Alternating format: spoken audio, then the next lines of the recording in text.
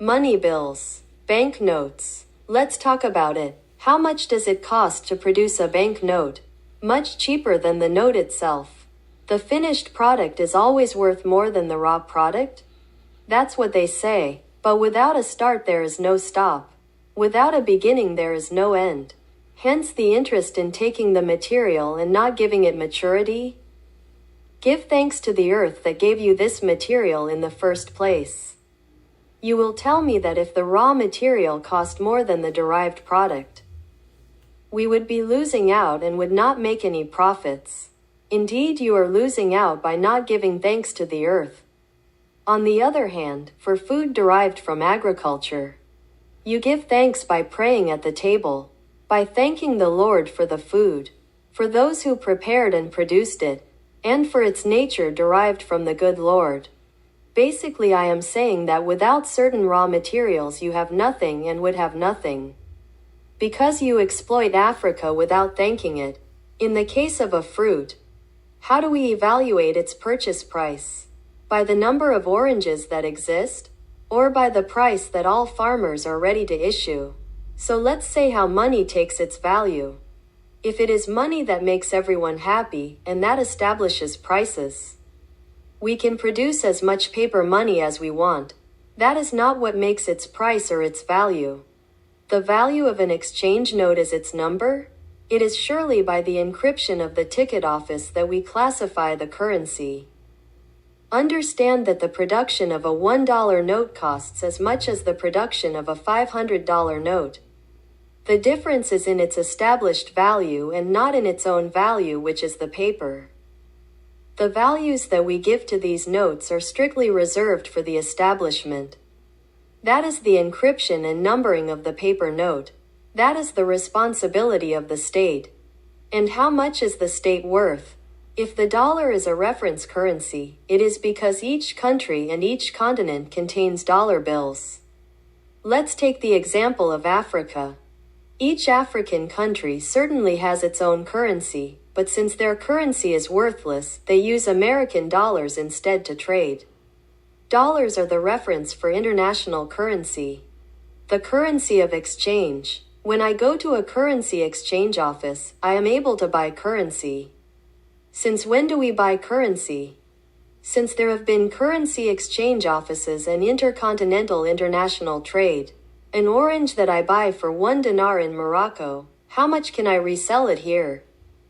That is the commercial and international business of currency. Buying at a low price elsewhere and reselling here at its domestic market price. It is a scam that benefits those who really have nothing.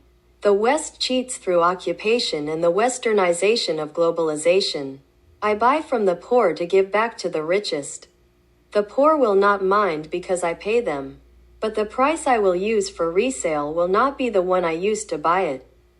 They will not notice anything.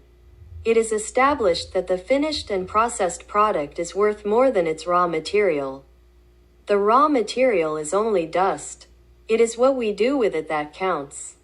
Hence the human resources and its gray matter. A force of the West given thanks by God.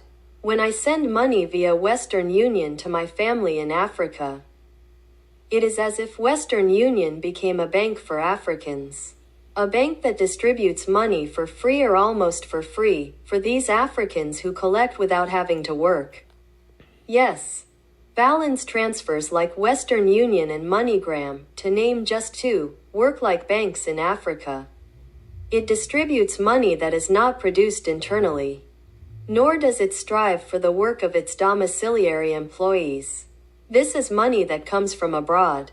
And precisely because it comes from elsewhere, it is beneficial for its producer and its creator. Of course, the African can reinvest this money. But as in the case of a debt or a claim, the African will see himself in the neglect of repaying these sums by spending them. How? Because there are very few storage banks, the money will be systemically spent and therefore returned to the country of the creditor. Unless you build a business.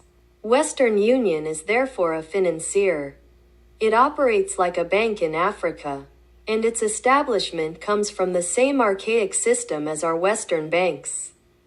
Our banks provide us with our currency in coins. Just like Western Union and other banks provide currency to Africa, scholars will say that our money is relative to our work, and that theirs comes from our donations. To which I respond, it is the same system of money production, because the money that an employee receives from his company is not real money. It becomes almost real when you withdraw it from the bank. Like when the African withdraws his money from his Western Union bank. The African's money comes from a foreign bank just as ours comes from our banks. We are not the ones who created the money of work, but it is like a dowry. The company sells cash that it reimburses us in cocktails. The value of a good is established by its producer. Like agricultural producers, but we are always looking for the best purchase price. This is why agricultural producers are not always paid according to their profitability. The one who does less well will sell less to compete with the one who does better. In terms of means of production I am talking about, the law of the market means that you are not the only sellers of this good, which means that you cannot have a monopoly on the price. On the other hand, there are companies that are almost monopolar. These are state companies. The state manages what it gives to its participants and what it receives from its participants. If the dollar is so powerful, it is because the dollar exists in each country. In some countries, the dollar is produced more than the local currency, which has the effect of impoverishing the local currency and enriching the foreign currency. Once again, if it costs me 99 cents to produce a $500 bill, I should be able to buy a $500 bill for 99 cents. Similarly, if it costs me 99 cents to produce a $5 bill, this means that the $5 bill is worth as much as the $500 bill. Because the manufacturing price and the materials are the same. Do you see that this makes no sense? $5 equals $500?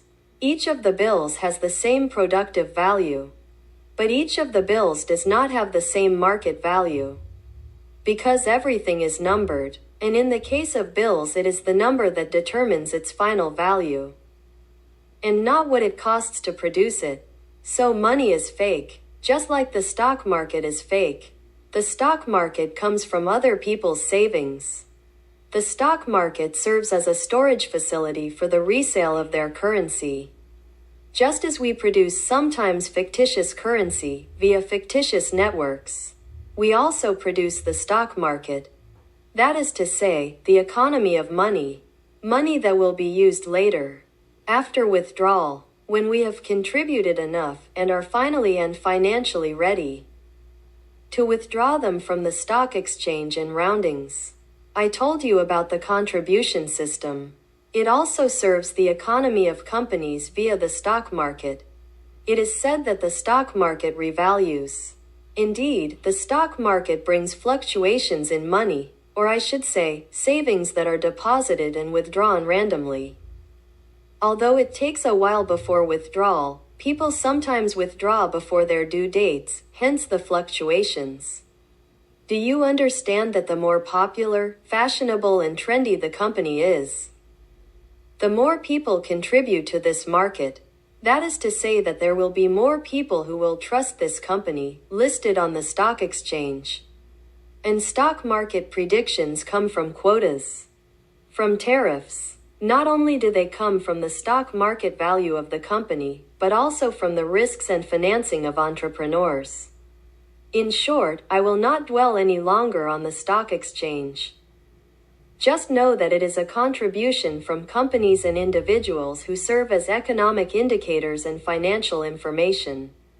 In the stock market mechanism, tangible money is not stored, unlike the storage of physical money in banks. In the stock market, we store digital money. Digital money relative to how much stock market companies are able to provide, really or fictitiously.